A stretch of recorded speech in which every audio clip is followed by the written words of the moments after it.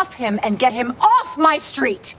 Brittany Vandercroft screamed that across the cul-de-sac at 2:47 on a Saturday afternoon, 3 seconds before her brother Dale walked up my driveway in a fake police uniform and clamped steel handcuffs on my wrists in front of my 14-year-old son. The badge was bought on Amazon. The cruiser was a Tahoe with magnetic decals. The handcuffs, unfortunately for Dale, were real. She was right about one thing. She did want me off her street. What she did not know, what she could not have known, was that I had been an FBI special agent for 16 years, and the federal indictment for her HOA board's $1.2 million embezzlement scheme was already sealed in a courthouse 21 miles away. By the end of that Saturday, in front of every neighbor on Birch Hollow Lane, she was about to find out exactly who I was. Comment below, where are you watching from? You will not believe what happens at 4 o'clock. My name is Marcus Holloway. I'm a special agent with the FBI's Washington Field Office, assigned to the Public Corruption and White-Collar Crime Squad. I have been working federal financial cases for 16 years. Before that, I did 7 years in the Marine Corps, mostly in places I am still not allowed to talk about. I am 44 years old, 6'1", 210 pounds, and I bought a 4-bedroom colonial in Stonewater Ridge, Loudoun County, Virginia. 8 months before the day Britt Vandercroft sent 2 fake cops to arrest me on my own front porch. I bought that house for 2 reasons. The first reason was my son Ethan. He's 14, quiet kid, smart as a whip, plays varsity lacrosse, reads more than he talks, and looks more like his mother every year. My wife Allison was killed by a drunk driver on the Beltway 5 years ago next September. Ethan and I have been a 2-man household ever since. He needed a yard. He needed a school district. He needed a kitchen table where homework could happen without me bringing case files into it. The second reason was Stonewater Ridge itself. For 2 years, my unit had been quietly looking at the Stonewater Ridge Homeowners Association, specifically at a pattern of suspicious landscaping contracts, no-bid vendor relationships, and HOA dues that had quietly tripled over 6 years, while community amenities slowly fell apart. The treasurer was a woman named Brittany Vandercroft. She went by Britt. Her husband Trevor owned a contracting outfit called Blue Water Property Services. Blue Water had received over $600,000 from the Stonewater Ridge HOA in 2 years. The work Blue Water allegedly performed on the community pool, the clubhouse, and the gates had a strange habit of being invoiced, but not done. The case was in its preliminary stage. We had bank records, vendor invoices, and the cooperation of a former landscaper who had been stiffed by Blue Water. But to build the federal case, I needed to see the inside of that community. I needed to be a neighbor, not a stranger. I needed to know who knew what, who was scared, who was profiting, and who was just along for the ride. So I bought the house. I used my real name. I did not advertise my profession. I told the welcome committee I was a federal contracts analyst, which is technically true if you squint at my W-2. Ethan transferred to the local high school. We unpacked. We grilled hot dogs in the backyard. I joined the neighborhood Friday porch night, twice. I shook every hand I could shake. And quietly, very quietly, I began to listen. I listened to Mrs. Penniman across the street, who had been typing complaints about Britt's behavior into her own personal Word document for 2 years. I listened to the Reyes family on Magnolia Court, who had paid a $4,000 special assessment in 2023 for drainage repair that never materialized. I listened to Old Man Foster, 3 doors down, a retired civil engineer who had personally measured the depth of the gravel resurfacing on the cul-de-sac and informed me, with the calm satisfaction of a man who had spent 40 years catching people lying with concrete, that Blue Water had been billing for 2 inches and pouring 3/4 of an inch. That's a lot of listening for a man who was supposed to be invisible. The trouble, and Britt's first mistake, was that Britt did not like men who listened. She liked men who nodded.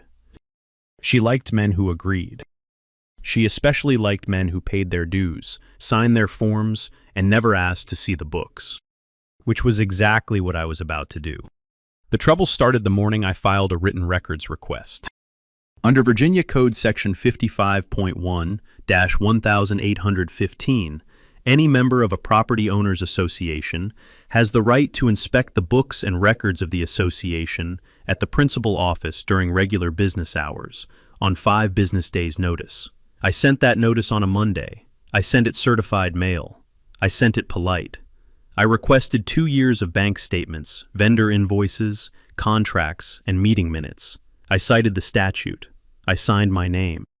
Britt's response arrived on Wednesday. It was a single typed sheet on Stonewater Ridge HOA letterhead, signed in fountain pen, that said, "Your request has been denied. The board will consider future requests at its discretion." That's it. That was the whole letter. I read it twice, then I smiled. Here's a thing every homeowner in America should know, and the law on this is settled. Almost every state has a statute requiring HOAs to share their books with the homeowners they bill. The exact statute varies by state, but the principle is universal. An HOA is a private corporation funded by mandatory dues, and the people paying the dues have a legal right to see the books. If the HOA refuses, the homeowner can file in civil court and almost always win, and the HOA, if found in willful violation, can be ordered to pay legal fees plus statutory penalties. Refusal of a properly filed records request is the clearest red flag of HOA fraud you will ever see. If you ever get that letter, save it. I saved Britt's letter in a manila folder. Then I filed my response, a short letter citing the statute, requesting reconsideration, and noting my intent to seek judicial relief if records were not provided within 30 days. 48 hours later, the harassment started. Friday morning, Ethan opened the front door to walk to the bus stop and tripped on a violation notice taped to the door. The HOA had cited me for a mailbox violation. Specifically, my mailbox was painted a non-compliant shade of black. According to the cited bylaw, mailboxes in Stonewater Ridge must be Sherwin-Williams iron ore SW7069 or equivalent. My mailbox was Sherwin-Williams tricorn black SW6258. The notice carried a $100 fine. By Monday, I had 3 more notices. Garage door cleanliness, lawn edge alignment, a lawn ornament Ethan had bought at a school fundraiser, a small wooden owl on a stake, was apparently in violation of non-conforming yard art. By Friday, I had 8 notices. Total fines, $950. I paid every single one, in cash, with a smile. Each receipt went into the manila folder. Ethan watched me write the 8th check at the kitchen table on Friday night, and cocked his head. "Dad," he said, "you're not annoyed." "I'm not." "Why not?" I capped the pen. I slid the receipt into the folder. I patted the folder. "Ethan, when somebody lies on paper, they leave a trail on paper. 8 notices means 8 separate signatures, 8 time-stamped acts of retaliation, and 8 pieces of evidence I didn't have on Monday. Annoying me costs Britt nothing. Annoying a federal agent who's already building a public corruption case against her HOA, that costs her her freedom." He thought about that for a second. He nodded. "Cool," he said. "Want me to get the chessboard?" We played chess for an hour. He beat me twice. Allison would have been proud of him. That night, after Ethan went to bed, I sat at the dining table and laid out every notice on the surface like cards. I dated them.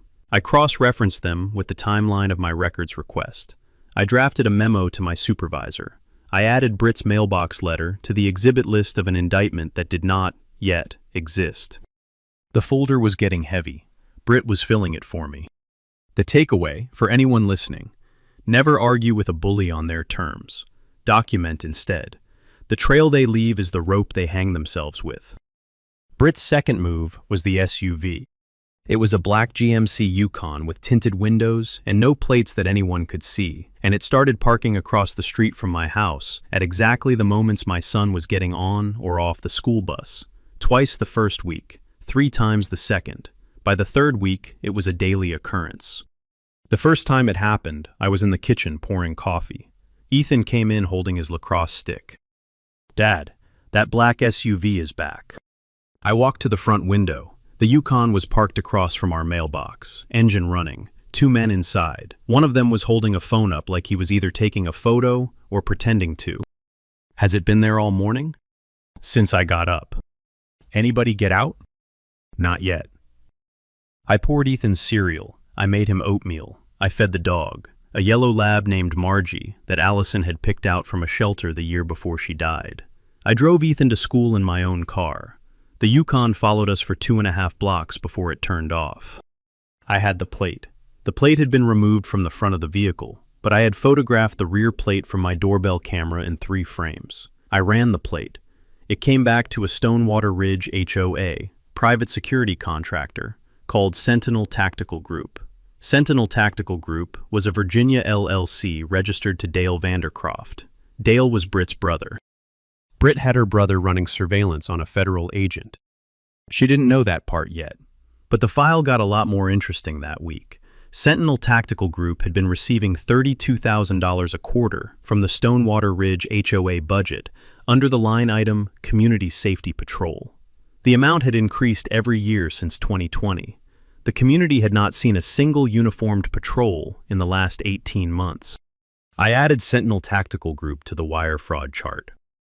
That weekend, I made a decision. If Dale wanted to surveil my house, he was welcome to do it for as long as he wanted. I would let him stack hours. I would let him document himself. I would let him pretend to be a legitimate security operation. Every day his SUV parked across from my mailbox was another data point on a federal RICO chart. The thing Britt didn't understand about a man like me was that I had no urge to chase her. I had every urge to stand still while she ran toward me at full speed. The third week, she escalated again. She filed a complaint with Loudoun County Code Enforcement, claiming I was running an illegal home business out of my basement. The code enforcement officer who showed up was a quiet man named Hector Ruiz. He'd been doing his job for 26 years. He walked the perimeter of my house. He checked my electrical meter. He looked at my driveway. He stood in my front yard for a full minute. Then he climbed up my front porch steps and rang the bell. "Mr. Holloway," he said, "you got a minute?" "Always." "Off the record?" "Off the record." This is the 11th complaint Mrs. Vandercroft has filed against a Stonewater Ridge homeowner in 2 years. 6 of those complaints I personally responded to. Every single one was unfounded. The other 5 complaints went to my colleagues. Same record. 0 violations confirmed. I just wanted you to know that. "Hector," I said, "can I ask you something?" "Sure." "Off the record." "Off the record. Have you ever filed any of those complaint records with anyone outside Loudoun County Code Enforcement?" He looked at me for a long second. He smiled. The kind of smile I have seen on a lot of public servants who have spent their whole careers watching petty tyrants get away with things. "Mr. Holloway, if somebody from a federal agency ever wanted to subpoena that complaint history, I would be very happy to comply. Just hypothetically." "Just hypothetically." He tipped his hat. He walked back to his truck. He drove away. I went inside. I sat down at the dining room table. I added Hector Ruiz to the witness list. The folder was now 4 inches thick. The third escalation came on a Tuesday morning in early October. Britt had my car towed out of my own driveway. I came out at 7:15 a.m. with my coffee and my keys, and the slot where my Tahoe had been parked at 6 o'clock when I went to bed was empty. There was a yellow tow notice taped to the lamppost at the end of the driveway. The notice said my vehicle had been removed for obstruction of a Stonewater Ridge HOA right-of-way, and that I could retrieve it by paying a $400 towing and storage fee at AAA Vandercroft Auto Recovery. AAA, Vandercroft Auto Recovery. The same last name. Of course. I stared at the empty driveway for about 10 seconds. Then I called Ethan from the front porch. He came out in his hoodie holding a Pop-Tart. "Where's the truck?" Britt towed it. "From our driveway?" "From our driveway." He chewed his Pop-Tart. He squinted at the empty asphalt. He swallowed. "That's illegal, right?" "Almost certainly." "What are we doing?" "You're going to school. I am going to work. And then tonight, I am going to sit at the kitchen table and write a report." He nodded. Got in my borrowed bureau car. We drove to school.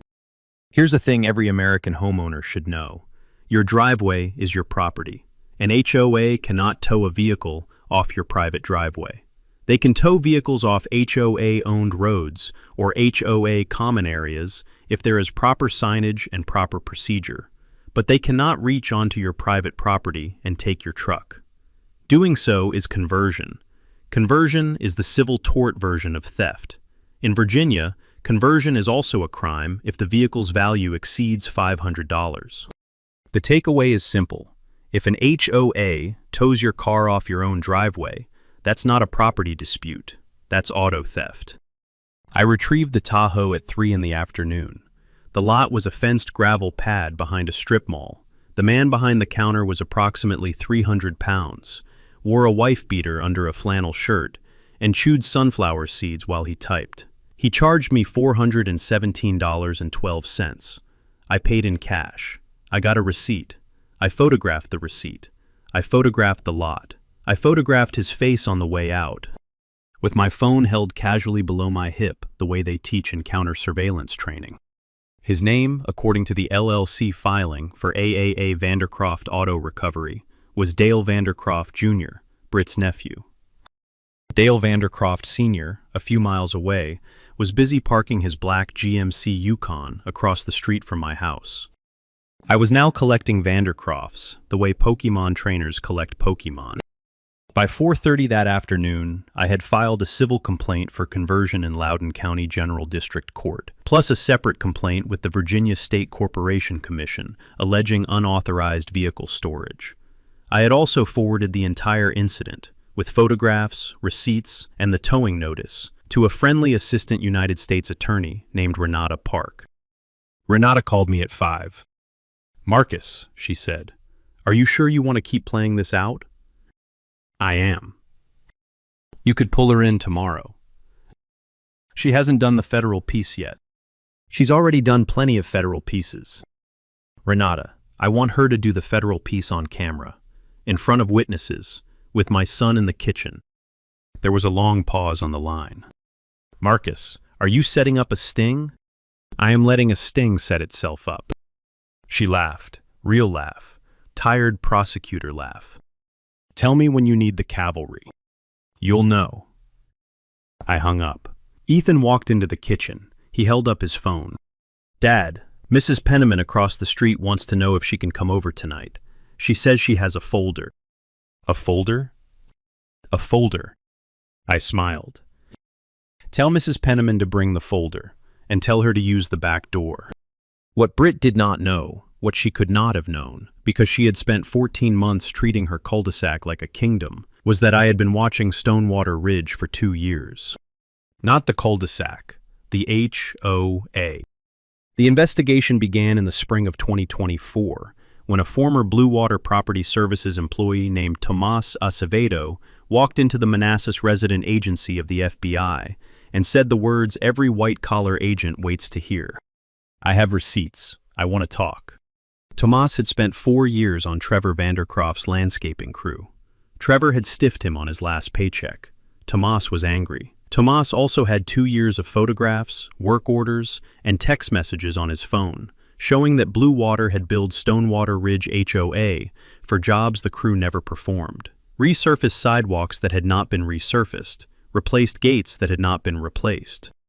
Tree trimming work invoiced for $12,000 a quarter that consisted of one man with a chainsaw working for 40 minutes. The investigation went where investigations go: bank records, subpoenas, the cooperation of a former Stonewater Ridge HOA bookkeeper who had been quietly fired in 2022 after asking too many questions. By the time I bought the house in February, the case file was 46 pages thick, sealed, active, confidential. I bought a house in the community for one reason. I needed to know which board members were complicit and which board members were just stupid. Here is what I learned in 8 months of porch nights and dog walks. Britt's husband Trevor was not a smart man. He was a contractor with an inflated ego and a bad cocaine habit who had married into a woman who was smarter than him and meaner than him. Britt was the operator. Britt was the one who set vendor relationships, set HOA dues, ran the meetings, controlled the minutes, and decided who on the 7-member HOA board got to vote on what. Of the 7 board members, 2 were complicit, Britt and a retired insurance agent named Donald Hupp, who was getting kickbacks through a shell company called Stonewater Solutions LLC. 3 were stupid. They were aging widows and a junior accountant who had been told they were consulting on community improvements and signed whatever Britt put in front of them. 2 were scared. A former teacher named Lillian Cho and a young father named Damian Lawrence had quietly figured out that something was wrong and were waiting for somebody to give them a reason to talk. I gave them a reason in late September. I sat down with Lillian Cho on her back patio. I had known her 4 months. We had shared 3 meals. I told her, in the simplest possible terms, that I worked for the federal government and that she was about to be very glad she had paid attention to her instincts. She cried. Then she went to her file cabinet and gave me 11 manila folders of documents she had been quietly photocopying since 2022. I gave the same speech to Damian Lawrence the following week. By the morning Britt sent the fake cops, my case file was 468 pages thick. I had a sealed indictment under preparation. I had an authorized arrest warrant for Britt Vandercroft and Donald Hupp. I had a wiretap on Trevor's phone. I had Tomas Acevedo's testimony locked in. I had Mrs. Penniman's 3-year personal Word document sitting on my dining table next to the stack of mailbox notices. I had the rope. Britt was about to hand me the noose. Renata Park and I sat across from each other at a Thai restaurant in Tyson's Corner the Tuesday after my Tahoe got towed. "Marcus," she said, picking through her green curry, "when do you want to do this?" "I want to do it on a Saturday." "Why Saturday?" "Because Britt holds her quarterly HO, a homeowner meeting, on the 3rd Saturday of every quarter at the Stonewater Ridge Clubhouse at 4 p.m. The next one is October 19th. Renata set her chopsticks down. "You want to walk into an HOA meeting and execute an arrest warrant in front of 100 neighbors.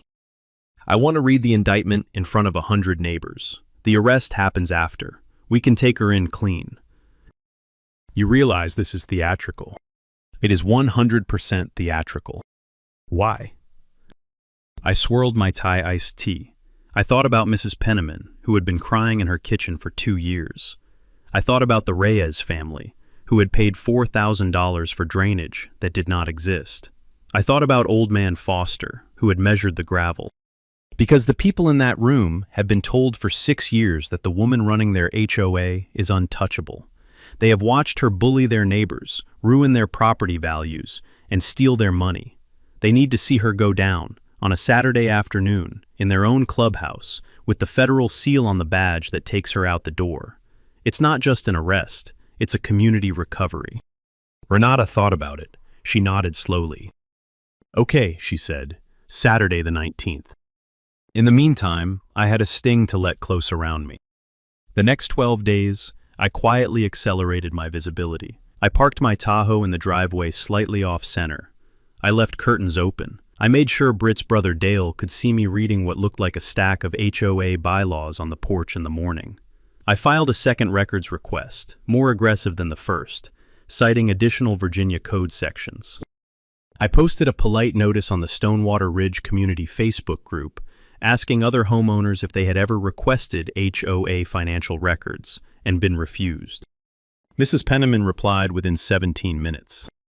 The Reyes family replied within an hour. By the end of the week, 16 homeowners had publicly stated they had been refused records access by Britt or her treasurer. Britt deleted the thread. I screenshot it before the deletion was complete. That screenshot went into the federal evidence file. I also did something my younger bureau colleagues like to call creative provocation. I called the Stonewater Ridge HOA voicemail line. I left a message stating that I intended to attend the October 19th quarterly meeting and present a report titled Patterns of Vendor Spending in Stonewater Ridge HOA 2020 through present. I requested 10 minutes on the agenda. I also asked, politely, whether the HOA insurance coverage would extend to defending board members in a civil suit if homeowners filed for breach of fiduciary duty. Britt heard that voicemail. I know she heard it because Dale's GMC Yukon parked in front of my house from 9:14 a.m. to 11:48 a.m. that same day, and Britt herself drove past at 10:32, slowed to a near stop, and stared at my house for 37 seconds before driving on. A panicked criminal is a sloppy criminal. A sloppy criminal is the easiest kind to convict. The Friday before the meeting, I sat at my kitchen table with Ethan. He was finishing geometry homework. I was reviewing the operations plan for the takedown. There would be 8 FBI agents in plainclothes in the clubhouse, 2 more in vehicles outside. Loudoun County Sheriff's deputies on standby. A U.S. Marshal team prepped if Trevor decided to run. Ethan looked up from his triangles. "Dad, what if Mrs. Vandercroft does something stupid before the meeting?" I looked at my son. I looked at the operations plan.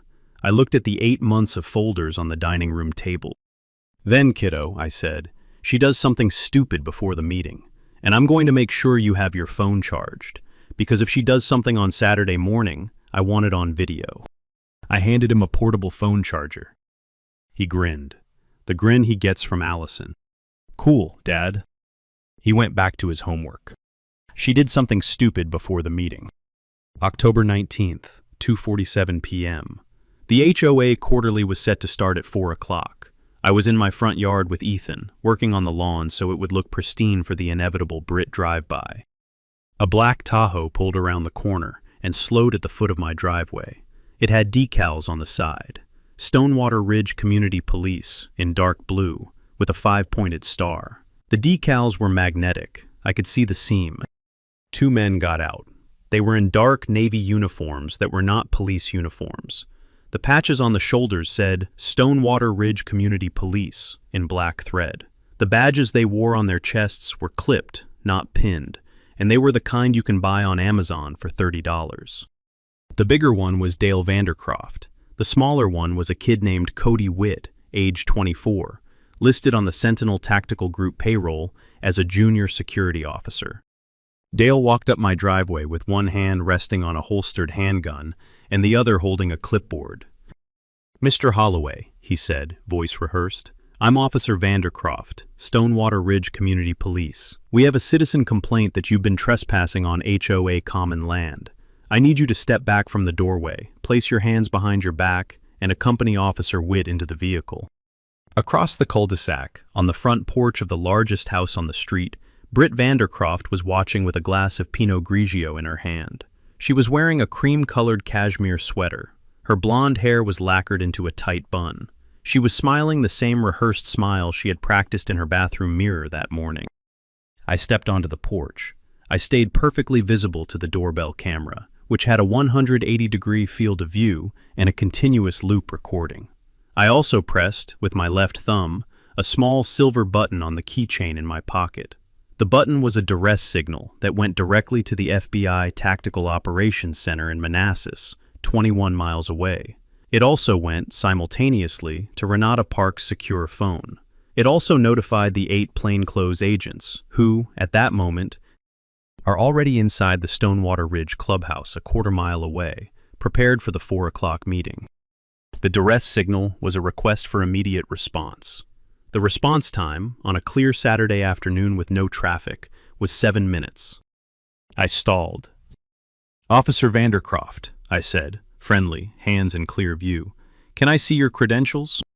"You don't need to see my credentials." In Virginia, citizens are entitled to see law enforcement credentials upon request. Could you confirm your full agency name and badge number for me? Stonewater Ridge Community Police. Now turn around. Stonewater Ridge Community Police is not a registered Virginia law enforcement agency. Dale's neck flushed red. He glanced sideways at Britt. Britt nodded sharply. Dale stepped forward. "Mr. Holloway, you are obstructing. Turn around, now." I turned around. I let him cuff me. Steel cuffs, cheap ones. He ratcheted them too tight. Cody Witt was breathing through his mouth. Ethan stood in the doorway with his phone up, recording the entire scene. He had angled the lens to capture Britt on the porch across the cul-de-sac, in the same frame as Dale's hand on the cuffs. The kid had instincts. "Dad," Ethan said, calm. "You good?" "I'm good, kiddo. Stay right where you are. Keep recording. Do not approach." Dale tugged on the cuffs. "Move." "1 second, Officer Vandercroft," I said. I turned my head slightly toward the cul-de-sac, where in the distance, 4 vehicles had just rolled silently around the corner. 2 black Suburbans, 2 unmarked Crown Vics. No lights, no sirens, doors opening. 8 men and women in tactical vests, with FBI in yellow letters across the back, stepped out and began walking up Birch Hollow Lane toward my driveway. Dale Vandercroft saw them. His grip on my cuffs went slack. "Officer Vandercroft," I said quietly, "you are about to be arrested by federal agents for impersonation of a law enforcement officer. You can either kneel calmly on my driveway right now, or you can run. I would suggest the kneeling option." Across the cul-de-sac, Britt's Pinot Grigio glass slipped out of her hand and shattered on the porch. I have made a lot of arrests in my career. I have been on a lot of search warrants. I have stood in a lot of rooms where bad people learned, in real time, that the world they had built was about to end. But I have rarely, if ever, watched a person's life collapse in their face quite the way it collapsed in Britt Vandercroft's that afternoon. The lead agent on the response team was a friend of mine, Special Agent Lourdes Castro, 16 years on the job, the kind of woman who carries a Tide pen in her tactical vest because she takes her uniform seriously. She crossed the cul-de-sac in 8 strides. She unhooked the cuffs from my wrists with a small key. She apologized for the marks Dale had left. "Marcus," she said, "you okay?" "I'm fine, Lourdes. Take Mr. Vandercroft into custody, please." She did. 2 agents took Dale to the curb and put him in proper restraints. A 3rd agent took Cody Witt, who was sniffling and saying, "I just thought it was a real security job." A 4th agent walked across the cul-de-sac toward Britt's porch, where Britt was now standing with her mouth open and a small puddle of broken glass at her feet. Britt saw Lourdes coming.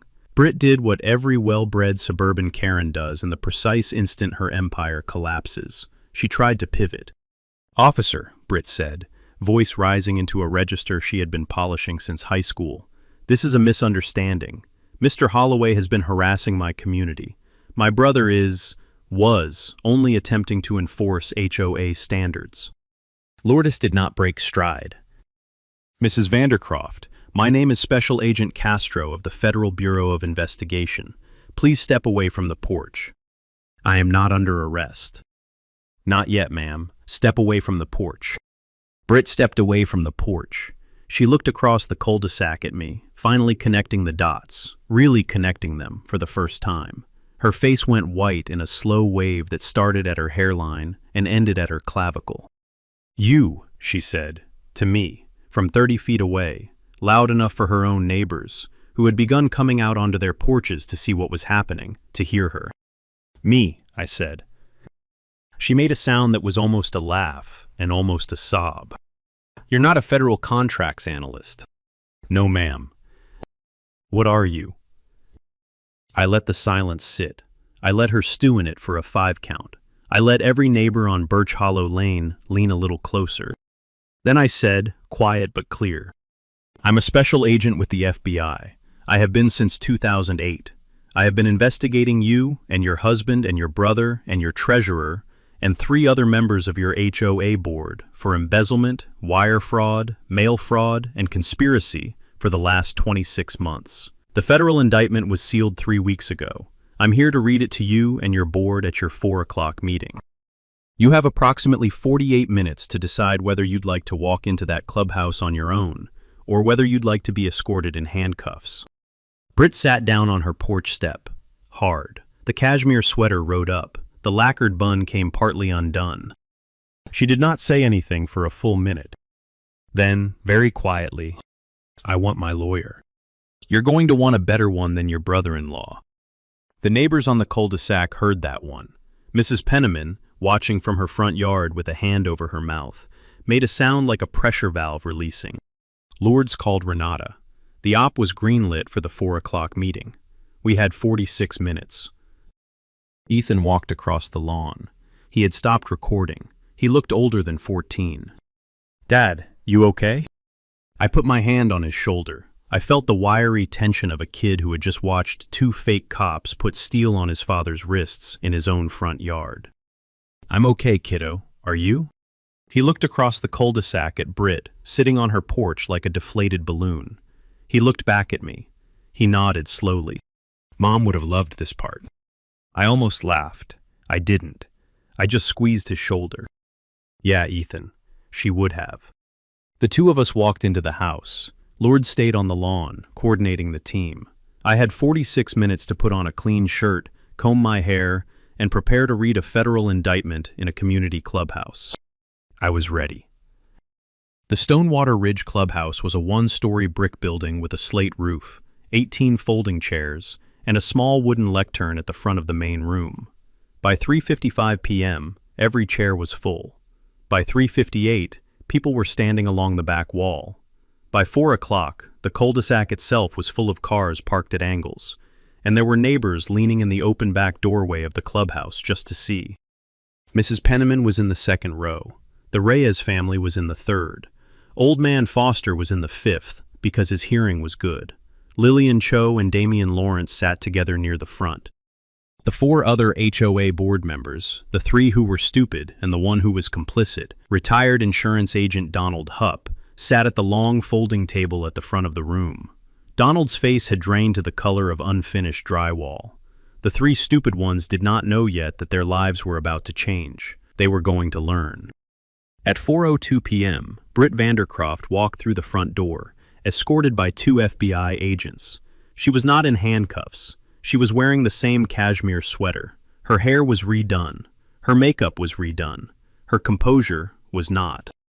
She walked to the front. She sat in the empty chair next to Donald Hupp. She did not look at the room. At 4:04, I walked in. The room went very still. I had on a charcoal suit, a white shirt, a tie my late wife had picked out in 2018. I had my badge on my belt. I had a federal indictment in a leather portfolio under my arm. Behind me, Special Agent Castro and Assistant U.S. Attorney Renata Park. I walked to the lectern. I tapped the microphone twice. I let the silence sit.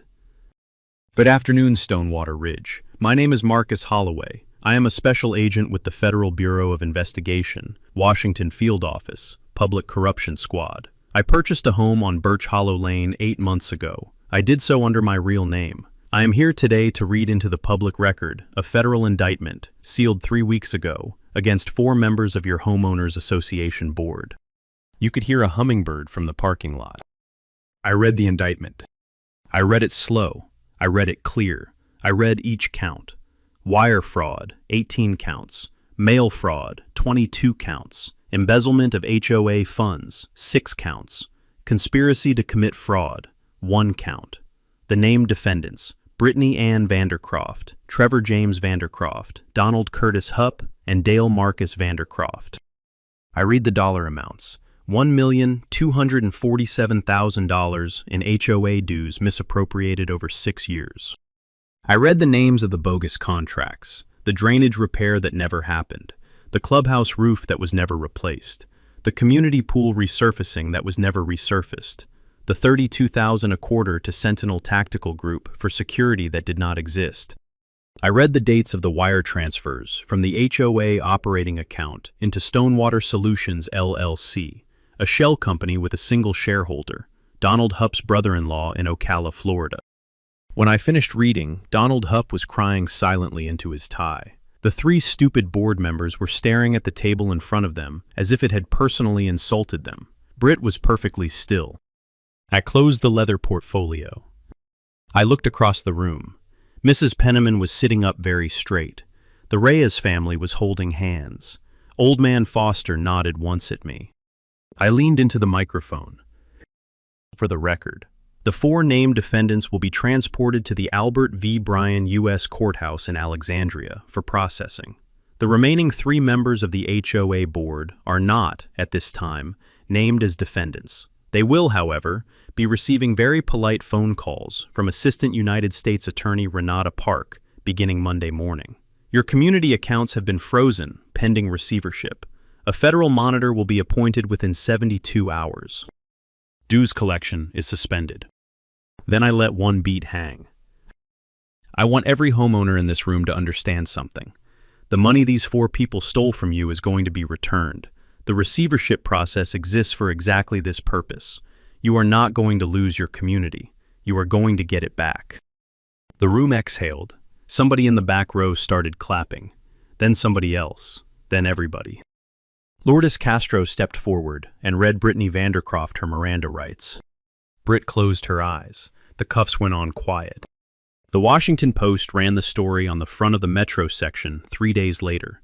Under the headline, FBI agent posed as neighbor for 8 months, broke open Virginia HO a fraud ring. The reporter, a woman named Audrey Limon, who had been covering corruption in Northern Virginia for 9 years, did her homework. She quoted Mrs. Penniman. She quoted Hector Ruiz at Loudoun County Code Enforcement. She quoted Renata Park. She did not quote Britt Vandercroft, because Britt was inside a federal holding facility in Alexandria and was not taking calls. The follow-up coverage was bigger. Within 2 weeks, 3 other HOAs in Northern Virginia opened their own internal financial reviews. 2 of them found irregularities. 1 filed criminal complaints of its own. The Virginia State Legislature announced hearings on HOA financial transparency. A bill was filed in January requiring quarterly independent audits of any HOA managing more than $500,000 in annual dues. It passed the state Senate unanimously. The reporters were calling it the Stonewater Ridge Bill. Britt and Trevor Vandercroft pleaded guilty in February to avoid trial. Britt got 6 years. Trevor got 8. Donald Hupp pleaded earlier in exchange for cooperation and got 3. Dale Vandercroft got 18 months in federal prison for impersonating a law enforcement officer and accepted an additional 3 years of supervised release. The Stonewater Ridge HOA was placed in court-appointed receivership. A retired federal magistrate named Henry Truitt was appointed to oversee the recovery. Within 90 days, every homeowner in the community received a refund check for back overcharged dues and the completion of all the work that had been billed but never performed. Mrs. Penniman cried when she opened the envelope. Old Man Foster framed his. A new HOA board was elected in March. Lillian Cho was the new president. Damian Lawrence was the new treasurer. Mrs. Penniman was named the official community historian. Her 3 years of personal Word documents were donated to the Loudoun County Library. Ethan turned 15 in April. He invited 14 friends to a backyard barbecue. We grilled hot dogs and burgers. Margie the dog ran in circles. Lourdes Castro came. Renata Park came. Hector Ruiz from Loudoun County Code Enforcement came. Mrs. Penniman brought a casserole. The Reyes family brought a pie. I started something in my late wife's name that May. The Allison Holloway Foundation for HOA Transparency, a small nonprofit that does one specific thing. It provides free legal consultations to homeowners across the United States who suspect their HOA is engaged in financial misconduct and need help understanding their rights. The intake line runs out of a small office in Reston. The seed funding came from a quiet portion of the Stonewater Ridge restitution, plus matching donations from neighbors I never expected to give. Lillian Cho is on the board. So is Renata Park. So is Mrs. Penniman. So is Ethan. I asked him after dinner one night if he wanted the seat. He thought about it for a full minute. "Dad," he said, "can a 15-year-old vote on a foundation board?" "Yes." Then yes. He went back to his geometry. I sat at the kitchen table that night and looked across at the empty chair where Allison used to sit. I thought about her. I thought about the 8 months I had spent quietly building a case while my son grew an inch and a half and joined varsity lacrosse and learned how to record a federal arrest on his phone without shaking. And I thought about Britt Vandercroft, sitting in a federal facility in West Virginia, learning the difference between owning a cul-de-sac and being owned by one. The cul-de-sac is friendlier now. Margie the dog has more people to greet on her morning walk. The neighbors wave with both hands. The Holloways keep going. So does any community that decides petty power is not the price of belonging. That's how it's always been. Here's what you do not see in stories like this one. You do not see the 8 months of photos. You do not see the quiet dinners. You do not see the kid in the doorway with the phone, learning how to keep a steady hand because his father taught him calm is the most expensive currency in a fight.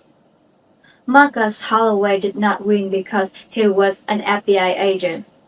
Plenty of agents lose to bullies every day. He won because he refused to play her game. He let her stack the evidence. He let her hand hit the roof. He understood that real authority was in silence, and that paperwork is a long blade in the long fight. If your HOA is hiding their books, you have a right to see them. Prove your status. Send the certified letter. Send every reply. Bullies cannot survive sunlight, and the law is almost every state give you the flashlight. If you ever find a Karen, an HOA board, or any small town tyrant, drop your story in the comments. I read every single one. Hit subscribe. Next week, a property manager who told a single mom to find another building right before her unit got featured on the local news. That story is going to be wild.